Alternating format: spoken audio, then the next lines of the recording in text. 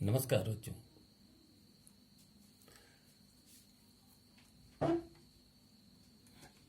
मैं आज आपको इस वीडियो के माध्यम से वर्गमूल किस प्रकार से ज्ञात करते हैं गुणनखंड विधि से यह सिखाने जा रहा हूं। तो प्रश्नावली 6.3 का प्रश्न हम हल करेंगे कि 1764 का गुणनखंड ज्ञात कीजिए। देखिए, 1764 का गुणनखंड हमें गुणनखंड विधि से ज्ञात करना है। इसके लिए हम 1764 के गुणनखंड करेंगे, जो कि आप पिछली चौथी, पांचवी, छठी कक्षाओं में लघुत्तम महत्तम जब सीखे थे तब आप संख्याओं का गुणनखंड करना सीख चुके हैं। फिर भी मैं आपको दोबारा से इन्हें समझाने का प्रयास करूंगा। देखिए, इस प्रकार से हमने ये संख्या लिख दी 1764 और ये कॉलम बना दिया और ये एक लाइन नीचे खींच दी। अब हम सबसे पहले ये देखेंगे कि ये 1764 जो संख्या है, कौन सी संख्या सबसे छोटी कौन सी संख्या से डिवाइड होती है। गुणनखंड करने के लिए हम सबसे पहले किसी भी संख्या को 2 से भाग देने का प्रयास करते हैं। जब 2 से भाग जाना बंद हो जाता है तब हम 3 से भाग देने का प्रयास करते हैं। जब 3 का भाग नहीं जाता है तब हम 5 का प्रयास करते हैं। तो हमें सबसे पहले इस संख्या को 2 से भाग देना है, लेकिन उसके पहले हमें ये पता होना चाहिए क्या यह संख्या 2 से विभाजित है।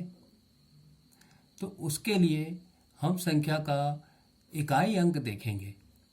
संख्या के इकाई अंक पर यदि सम संख्या हो, यानी 2, 4, 6, 8 और 0, ये संख्याएं यदि इसके इकाई अंक पर हैं तो वह पूरी संख्या 2 से विभाजित होगी। तो हमने देखा कि 1764 का इकाई अंक 4 है, अतः यह संख्या 2 से विभाजित हो जाएगी। तो चलिए हम 2 से विभाजन करते हैं। ये 2 लिखा हमने। सबसे पहले हमने 17 को विभाजित किया 2 से। 2 का पहाड़ा हम बोलेंगे और ये इस पहाड़े में 17 आना चाहिए। अगर 17 नहीं आता है तो 17 से अधिक नहीं आना चाहिए। चलिए स्टार्ट करते हैं। 2 एकम 2, 2 दूने 4, 2 तिया 6, 2 चौके 8, 2 पंचे 10, 2 छंग 12, 2 सते 14, 2 आठी 16, 2 नवे 18। पहाड़ा 9 बार बोलने पर 18 आता है, जो कि 17 से अधिक है। अतः हमें पीछे आना होगा। 2 आठी 16। तो हमने ये इस पे 17 में भाग गया 8 बार। उस 8 को नीचे लिखा। 17 में से 16 गया, 1 बचा। उसके साइड में जब हम 6 उतारते हैं तो ये 16 हो जाता है। फिर से हमें 2 का पहाड़ा बोलना है जब तक कि 16 ना आ जाए। फिर हमने बोला तो 2 अठे 16, भागफल को नीचे लिखा। फिर हमने बची हुई संख्या 4 को 2 से विभाजित किया। 2 दूने 4। इस प्रकार हम अगली स्टेप में जब देखते हैं कि फिर से इकाई अंक 2 है तो ये पूरी संख्या 882 2 से विभाजित होगी। चलिए भाग लगाते हैं। 2 से 8 को भाग किया, 2 चौक 8, फिर 8 को भाग किया, 2 चौक 8 और 2 एकम 2। अब आप देखेंगे कि जो संख्या 441 है, इस संख्या में इकाई वाला अंक 0, 2, 4, 6 या 8 नहीं है। अतः यह संख्या 2 से विभाजित नहीं होगी। ये विभाज्यता नियम आपने पिछली कक्षाओं में पढ़े, मैं फिर से आपको याद दिला देता हूं। जब 2 का भाग जाना बंद हो जाए तब हमें उस संख्या को 3 के लिए प्रयास करते हैं कि आज वह संख्या 3 से विभाजित होती है। तो 3 के लिए नियम यह है कि जो संख्या आपको दी गई है उस संख्या के अंकों को जोड़कर देखिए।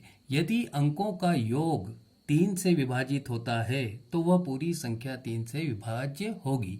चलिए हम जोड़ते हैं अंकों को। 4 धन 4 8, 8 और 1 9। 9 वह संख्या है जो 3 से विभाजित हो जाती है। इसका मतलब ये पूरी संख्या 441 3 से विभाज्य होगी। चलिए हम 3 का भाग लगाते हैं।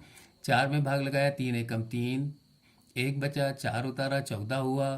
3 एकम 3, 3 दूने 6, 3 तिया 9, 3 चौक 12। चूंकि तीनों बचे 15 अधिक हो जाएगा, इसलिए हम एक पीछे 3 चौक 12 तक बोलेंगे। 3 चौक 12, 2 बचा, 1 उतारा, 21 हुआ। 3 सते 21। अब हमारे पास संख्या आती है 147। हमें पुनः देखना है यह संख्या क्या फिर से 3 से विभाजित होती है। चलिए हम अंकों का योग करते हैं। 1 धन 4 5, 5 और 7 12। चूंकि 12 3 से विभाज्य संख्या है, अतः पूरी संख्या 147 3 से विभाज्य होगी।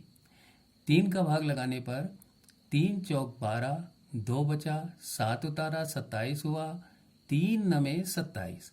अब संख्या हमारे पास है 49। अब इस संख्या को आप देखिए, क्या यह 3 से विभाज्य संख्या है? तो 4 और 9 13 होता है, जो कि 3 से विभाजित नहीं होता, अतः पूरी संख्या 49 3 से विभाजित नहीं होगी। तो फिर क्या यह संख्या 5 से विभाज्य है? 5 का विभाज्यता नियम है, यदि किसी संख्या के इकाई अंक पर 0 या 5 होता है तभी वह संख्या 5 से विभाजित होती है। चलिए, जब 5 से भी विभाजित नहीं होगी तो हम अगला अंक लेंगे सीधे 7। हमें 6 नहीं लेना है, क्योंकि जो संख्या 6 से विभाजित होगी वह संख्या पहले ही 2 या 3 से विभाजित हो जाएगी। अब 7 से हमें विभाजित करना है। 7 से हमें इसको भाग दे के देखना होगा, क्योंकि 7 के लिए हमारे पास कोई विभाज्यता नियम नहीं है। चलिए हम भाग लगाते हैं 49 में 7 का पहाड़ा बोलिए। तो 7 एकम 7, 7 दूनी 14, 7 तिया 21, 7 चौक 28, 7 पंजे 35, 7 छंग 42 और 7 सते 49। ये 7 से विभाजित संख्या है। 7 नीचे लिखा, नीचे वाले कॉलम में। फिर 7 से हमने विभाजित किया, 7 एकम 7। इस प्रकार हमने इस संख्या 1764 के गुणनखंड प्राप्त कर लिए। अब इस संख्या को जो गुणनखंड है उसे हम इस संख्या के बराबर पे इस प्रकार से लिखेंगे। फिर हम लेंगे दोनों ओर का वर्गमूल। इस प्रकार का चिन्ह लगाते हुए दोनों तरफ हम इन संख्याओं को लिखेंगे। इस चिन्ह का मतलब होता है वर्गमूल का कि किसी भी संख्या की घात 1/2 को हल करना, जो कि आप पिछली कक्षाओं में घातांक नियम के जो प्रश्न थे उसमें यह हल करना आपने सीखा है। परिमेय घातांक में आपने इस बात को पहले सीखा है। तो देखिए, अब ये वर्गमूल का चिन्ह लगाने के बाद हम इसमें 2-2 के जोड़े बनाते हैं गुणनखंडों के। तो देखिए, ये 2 का एक जोड़ा बना, फिर 3 का एक जोड़ा बना, फिर 7 का एक जोड़ा बना। चिन्ह के अंदर जब कोई संख्या 2 बार है तो उसे एक बार बाहर लिख दी जाती है चिन्ह से, यह उसका वर्गमूल होता है। 2 को एक बार लिखा, 3 को एक बार लिखा, 7 को एक बार लिखा और इनका गुणा कर दिया। 2 तिया 6 सते 42, अतः 1764 का वर्गमूल 42 होगा। ये हमारा उत्तर हमें प्राप्त होता है। धन्यवाद। आशा करता हूँ आपको यह समझ में आया होगा। यदि आपको कोई कठिनाई है तो आप मुझे कॉल करके वापस पूछ सकते हैं, और जो मैंने नीचे प्रश्न आपको हल करने के लिए दिए हैं इन्हें हल करने का प्रयास करें। इसमें कोई कठिनाई अगर आती है तो आप मुझसे फ़ोन लगा के पूछ सकते हैं। धन्यवाद।